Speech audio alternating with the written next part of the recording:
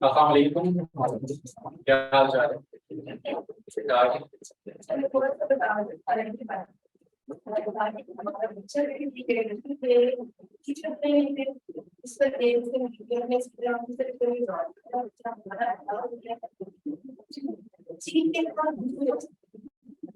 तो हिंदुस्तान में जीके के दो तीन बड़े बड़े नाम लिखे हैं, उनमें से तारिक एक नाम है और एक प्रॉपर पूरे पाकिस्तान लेवल से जीके के 3 तरह आगे भी से कॉम्पिटिशन चलिए। अच्छा जी, सबसे पहले ये बताएं कि लाइव तमाम लोग में करना है। अच्छा, कितने लोग ऐसे हैं जो पीटीआई नहीं और स्ट्रीम के लिए अप्लाई कर रहे हैं? सारे पीटीआई के मेंबर हैं। सारे बात समझ रहे हैं जो मैं कहना चाह रहा हूँ? कितने लोग ऐसे हैं जो पीटीआई से और इस जॉब के लिए अप्लाई भी कर रहे हैं? तो कॉल तो फेल कराया का है, बोला चलिए थोड़ी जॉब होनी चाहिए। अच्छा, कुछ चीजें बड़ी इंपॉर्टेंट है, मैं अगर आप एक्सप्लेन तो ज्यादा बेहतर होगा। मैं एक 2012 में इसके लिए नहीं एलोकेट को मैंने टेस्ट दिया था 2012 वाला 4 पेपर से, अभी थोड़ी सी चीजों से वाले से और कुछ ओवरऑल टेस्ट के हवाले से कि जब आप फिजिकल पेपर टेस्ट की तरफ जाते हो ना तो बहुत सारे ग्रे एरिया वीक एरिया होते हैं जहाँ पे आते हैं। अच्छा, 4 पेपर है, मुझे कंफर्म कीजिएगा। एक इंग्लिश वाला होगा जिसमें एससी और कुछ बाकी चीजें, एक उर्दू का होगा एससी, एक आपका रेवेन्यू वाला जो मामला और एक आपका जीके का पेपर है। 4 यही पेपर है। हमने भी यही किया था भाई, आज इंटरव्यू नहीं हुआ जॉब सीटें हमारी जो होती। अच्छा, सबसे इम्पोर्टेंट चीज, आपने से न्यूज़पेपर कितने लोग पढ़ते हैं रेगुलर? आप लोग तो आधी तैयारी तो आप इसलिए नहीं कर रहे कि आप न्यूज़पेपर रीडिंग की जो हैबिट है, न्यूज़पेपर परचेज भी करना पड़ना है, ऑनलाइन भी एलिजिबल है और बाकी ग्रुप वगैरह भी शेयर होते रहते हैं। तो न्यूज़पेपर की रीडिंग है वो बड़ी इंपॉर्टेंट है। अभी मैं आपको बता दूं, आप इंग्लिश का उर्दू का जो भी पेपर देने जाएंगे उसमें एक क्वेश्चन होगा और ये प्लस वाला क्राइसिस होगा, ये वैसे लिख लीजिए आना है, ठीक है। अब इसमें आप क्या डिफरेंट वहां पे बताएंगे कि आपको मार्क्स देंगे।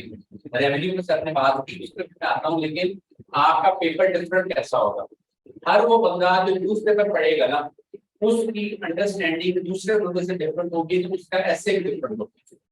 जब उसका ऐसे डिफरेंट होगा ना तो चेक करने वाला होगा।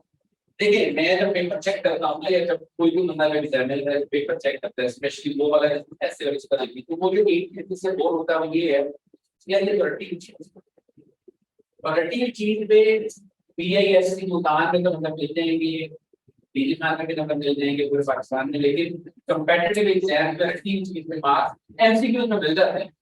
जहाँ कॉन्सेप्ट्स आपके चेक होंगे वहां पे आपको रटी चीज के मार्क्स नहीं मिलेंगे, आपके कॉन्सेप्ट चेक होंगे, आपकी अंडरस्टैंडिंग है। तो न्यूज़पेपर रीडिंग जो है ना वो, अच्छा न्यूज़पेपर से भी आप क्या पढ़ते हैं, जो आप पढ़ते हैं आप वही दोबारा रेप्लिकेट करेंगे अपने पेपर में। न्यूज़पेपर की क्वालिटी बड़ी इंपॉर्टेंट है ना, वो होगी। खबरें नहीं पढ़ने से पहले बता, ये किसी भी तरह का कोई नहीं है, एटलीस्ट एक इंग्लिश न्यूज़पेपर और एक उर्दू न्यूज़पेपर है ना। आप उर्दू में जंग एक्सप्रेस, इंग्लिश में डॉन इज गुड। तो न्यूज़पेपर रीडिंग अपनी वो, और न्यूज़पेपर रीडिंग में गैप नहीं आना चाहिए। उसकी रीजन पता क्या है? आपने जो एक खबर आज पढ़ी है ना, हफ्ते बाद अगर वो इवेंट ऑन गोइंग है तो डेली अपडेट आपको देता है, ठीक हो गया। तो आपका जो एनालिसिस डेवलप हो रहा है ना उसके पढ़ने से, वो एनालिसिस में अगर 1 या 2 दिन की ब्रेक आ गई ना तो उसके बाद आप उसको कंटिन्यू नहीं कर सकते। आपका जो एसे आएगा छोटा सा जो भी होगा इंग्लिश में, उसकी जो आपकी तैयारी है वो न्यूज़पेपर उससे की। न्यूज़पेपर से आपने मैंने MCQ भी आपका जनरल नॉलेज के करंट अफेयर में भी आपको हेल्प करेगा, प्लस जो आप ऐसे लिखेंगे उसमें जो आप आउटलाइन बनाते हैं, आप अगर उससे पॉइंट्स ले इवेंट वाइज प्लस 20 वाला लिखेंगे तो आप उसमें आजकल क्या ग्लोबली दुनिया में इसका क्या चीज चल रही है, पूरी क्या हो रहा है इसमें। ये तो अभी इससे पहले रशिया यूक्रेन वाला बहुत, अच्छा इनका मिक्स का भी है और ये कनाडा। अच्छा, ये और ये अच्छा, अब ये जो सारे के सारे मामला है ना, ये इंटरलिंक होकर क्वेश्चन आ सकते हैं। ये भी सवाल आ सकता है क्या आप ये बताएं कि क्या रशिया ने यूक्रेन से तवज्जो हटाने के लिए अटैक करवाया? बहुत सारी जो चीजें कोशिश करें न्यूज़पेपर पर लाने पड़े। एक तो ये, दूसरी चीज जो बड़ी इंपॉर्टेंट है ये है, अभी रेवेन्यू लॉस की बात हो रही थी। मैंने ना एक अपनी जिंदगी में जितने भी बहुत सारे टेस्ट किए डिफरेंट डिपार्टमेंट्स के, मैंने आज तक सबसे मुश्किल जो टेस्ट किया ना, आईबीए कराची का नाम सुना है? आईबीए कराची का एंट्री टेस्ट था, मैंने 5/2007 का टेस्ट दिया। वो मैं आपसे शेयर करता हूँ, वो बहुत जरूरी है क्योंकि वो भी इस तरह का टेस्ट था। उससे मुश्किल टेस्ट मैंने आज तक कभी नहीं दिया, जैसे एग्जाम में मुश्किल। उस टेस्ट की खासियत ये थी कि उन्होंने 200 क्वेश्चन रखे हमारे सामने, और उसमें तमाम कैंडिडेट्स को कहते थे आप पेज नंबर 6 आपने 5 मिनट सॉल्व करने। उसके बाद वो कहते थे कि नेक्स्ट पेज पे आ। अब जिस बंदे ने नेक्स्ट पेज नहीं किया होता था ना, उसको आंसर शीट पकड़ते थे, फाड़ के फेंक देते। उस टेस्ट में पास होने के 2 क्राइटेरिया तो आईटी वाले टेस्ट में थे। एंड का रीजन बताऊं तो मैं यहाँ पे बता रहा हूं। एक तो आपने ओवरऑल तो पास होना था, इंडिविजुअली भी पास होना था। आपने हर, जिस तरह यहाँ पे 4 पेपर है, आपने इंडिविजुअली 3 को क्लियर करना है, कलेक्टिवली भी पैरेंट करना। सीएससी में भी ऐसे ही है कि आपके जो पासिंग मार्क्स है 40%, 33%, वो भी आपने लेने हैं, प्लस ओवरऑल स्टूडेंट से ऊपर जाने। अब उसमें एक ना मिस्टेक हुई, हम तमाम लोगों से टेस्ट ले रहे थे, तो ये थे कि आईबीए का टेस्ट में मैथ्स का जो क्वेश्चन है बहुत मुश्किल आता है एंट्री टेस्ट में, और बहुत एडवांस लेवल की मैथ है। हम में से ज्यादातर लोगों का मैथ्स का बैकग्राउंड टेक्निकल तक कुछ था, लेकिन बीएससी का नहीं था, मैं बीकॉम में। तो जो मैथ्स है वो बड़ी मुश्किल है। अब वो हमारे पास क्वेश्चन मेबी 60 क्वेश्चन हमने करने हैं, लेकिन 15 मिनट में और 20 मिनट में, बहुत कम टाइम, और नेगेटिव मार्किंग भी। अब इसको जरा समझिएगा, जब मुश्किल वक्त आता है ना, अक्सर लोग पैनिक करते हैं। पैनिक हाथ पैर भूल जाते हैं, जब हाथ को भूल जाते हैं उससे क्या होता है, जो आता है ना वो तो भूल जाता है, वो भी गलत है। एक चीज रखिएगा, अभी आप सर से पूछ रहे थे कि सर आप जो लॉज ये बताइए क्या इससे हटके भी कुछ आ सकता है? पहली बात जी आ सकता है। दूसरा इसका जवाब ये है कि आप जो 4 लॉज करके जाएंगे, क्या बाकी सारे कैंडिडेट्स भी करके जाएंगे? बताइए, नहीं करके जाएंगे। तो वहां पे जब मुश्किल चीज आएगी ना, तो मुश्किल चीज आप लोगों के लिए होगी कम मुश्किल, बाकी लोगों के लिए होगी बहुत ज्यादा मुश्किल। तो तब क्या करना है, तब जो चीजें आपको आती है ना सिर्फ उन्हें ठीक करना है, और बाकी चीजें समझ लेनी है। अगर नेगेटिव मार्किंग है तो दोबारा रिपीट कर रहा हूँ, ये बहुत इंपॉर्टेंट पॉइंट। आईपीए के टेस्ट में 40% मार्क्स वाले ने पास होना था, तो हर वो बंदा जिसने 40% क्वेश्चंस किए, बाकी छोड़ दिए, वो आईबीए कराची में चला गया, एमबीए में एडमिशन हो गया। और हर वो बंदा अगर परेशान हो गया, उसने कहा चलिए 40% तो कर लिए, बाकी लालच में एबीसी बिस्मिल्लाह पढ़ के ना ठीक है, वो तो नहीं होता इस तरह, क्योंकि उन तमाम लोगों का रह गया। तो जब कोई भी क्वेश्चन मुश्किल होगा ना, जिन लोगों ने तैयारी की है वो आप लोगों के लिए होगा कम मुश्किल, जिन लोगों ने नहीं तैयारी की ना उन लोगों के लिए होगा ज्यादा मुश्किल। तो इस चीज को, वो क्वेश्चन जो आपको नहीं आते वो कैसे अटेम्प्ट करने, ये जानना बड़ा जरूरी है। क्योंकि जो क्वेश्चन आपको आता है उसके बारे में आपको बताने की जरूरत नहीं, वो कैसे अटेम्प्ट करना है। जो क्वेश्चन आपको नहीं आता उसको कैसे करना है। पहली चीज, जो लॉज यहाँ पे करवाए जाएंगे ना, उनकी बड़ी भरपूर तैयारी करें, बड़ी भरपूर। दूसरा, जो लॉज के हवाले से बड़ी आजकल जितनी भी टेस्ट आ रही है एमपीएससी और पीपीएससी के, उनमें प्रैग्मेटिक अप्रोच ली जा रही है। प्रैग्मेटिक अप्रोच, प्रैग्मेटिक का क्या मतलब होता है बताइएगा?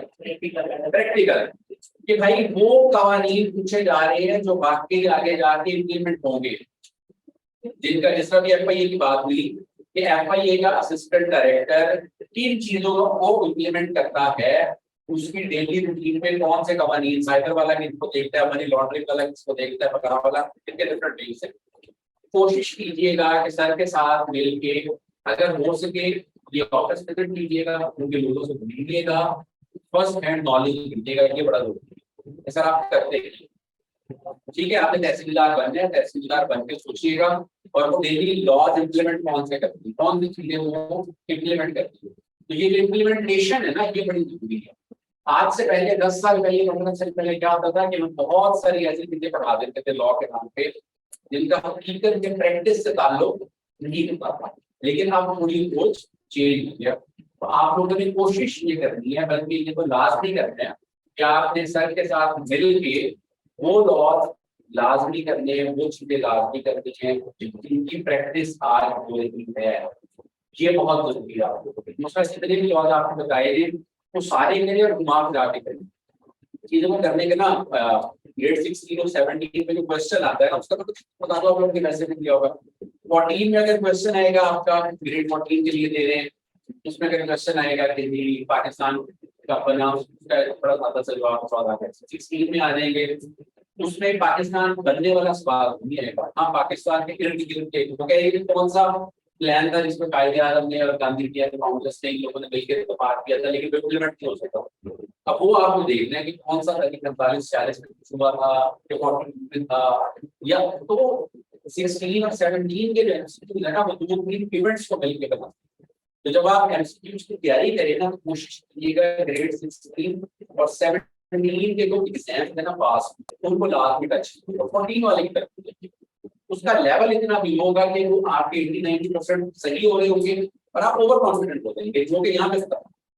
जब 16-17 की तैयारी करनी है ना तो पास पेपर को खुद ही कंसल्ट करनी है 16-17 में, 14 में नहीं जाना। क्योंकि जब आप इजी चीज करेंगे तो इजी चीज में आपको नुकसान ये होगा कि आप ओवर कॉन्फिडेंट हो जाता है। दूसरी चीज, आप हर बंदे का ना यहाँ पे डिफरेंट वो होगा। एक दो दिन के अगर आपने तैयारी शुरू किया तो हो सकता है कि 30-40 50 60 आपने कम से कम 80-85 तक जाना है। ये ज़हन में रखिएगा।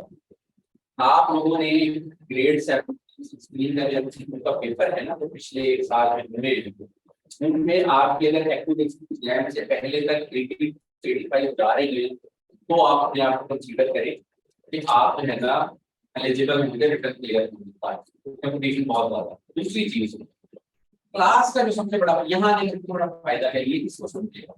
आप जब घर में बैठे होंगे ना आप अपने कंफर्ट जोन, आप क्लास है चाहे वो वर्चुअल क्लास है, यहाँ पे जैसे ही बात होगी ना तो टीचर आके मुझे कहा डायरेक्ट फ्लाई इवेंट हुआ था, एक लड़का या लड़की अचानक बोलेगा सर ये हुआ था, आपको अचानक जेलसी फील होती है। ये बहुत जरूरी है जिंदगी में, पॉजिटिव जेलसी होना जिसे आप रश और नाम ले लीजिए, ये बहुत जरूरी है। जब तक मैं और आप अपने कंफर्ट जोन से नहीं निकलेंगे ना तब तक जेलसी लेके बड़ा जरूरी है। तो आपको जेलसी क्लियर करवाना ही असल मकसद। आप बोलिए अभी मैंने कहा बेटा आप आए मेरे स्टूडेंट, अब आप मुझे बताइए मैं क्यों आया, ऐसा मोटिवेशन। ये जिंदगी में चीजें बड़ी जरूरी है। और आप यकीन करें कि एग्जाम में वो आपका एग्जाम क्लियर होता है उससे पहले बहुत बड़ी जद्दोजहद होती है, वो किसको भी नजर आता। अगर मैं भी कहूँ ना कि यार मैंने क्लास ना किया तो आपने तो कभी अफवाह हो जाए वो स्ट्रगल नहीं आप, लेकिन वो स्ट्रगल बताना बड़ा जरूरी है। समटाइम्स आप क्लिक कर जाते हैं, समटाइम्स आप कुछ सीख जाते हैं जो आगे नहीं काम आता है। मेरी ग्रेड 14 और 16 में एलिगेशन थी, 17 में। अब मैं क्योंकि 14 और 16 में जो मैंने मेहनत की थी अल्लाह ताला ने मेरे साथ नाउज़ुबिल्लाह नाइंसाफी की नहीं, अल्लाह ताला ने मुझे अच्छे गॉड के लिए बचा के रखा। मैं डायरेक्ट में तो आप जब भी मेहनत करेंगे ना अल्लाह ताला ने अपने पास मेहनत का सिला रख के इसकी करना नाउज़ुबिल्लाह, उसने आपको नवाज ले, वो जो नवाज ने उसने आपको आगे उसकी एक चीज दिया वो क्या है, इंसान के लिए क्या है भला, तो मेजर आपके जिंदगी में एक चीज कोशिश, वो कोशिश आपने आपका सबसे बड़ा जो रिलीफ है वो आप खोल दें। आप में बहुत से लोग ऐसे होंगे लोग प्रेजेंटेशन के शिकार होंगे जो चीजें डालते होंगे, बहुत सारे लोग ऐसे होंगे जिनके देश होंगे उसके फाइनेंशियल कुछ जॉब करते, तो आप में से सबकी लड़ाई अपनी आप जात के साथ है। यहाँ जब आएंगे जब आपको कंपटीशन मिलेगा फिर आप अपने आप को रैंक करेंगे यार मैं टॉप 10 में आता हूँ या बिलो 10 में इसमें आता हूँ, और पहले वहां तो ये ऊपर उतना बड़ा जरूरी है। बाकी सर मैं इंशाल्लाह ये बहुत अच्छा इदारा है, भूटान भी साउथ पंजाब का सबसे अच्छा इदारा है। मैं तो कहूँगा पाकिस्तान का, लेकिन हम जब साउथ पंजाब की बात करते हैं तो उसको इससे अच्छा इदारा है। और हमारी एग्जाम्पल्स है ना वो आपके सामने बने हैं, तो यहाँ पे आके खूब बोलेंगी करेंगी। तो बाकी अगर कोई क्वेश्चन है इसलिए पूछ लें, बाकी मैंने आपको टाइम दिया। Any question? इसके दो मतलब होते हैं, या तो सब समझ आ गया, चलिए थैंक यू।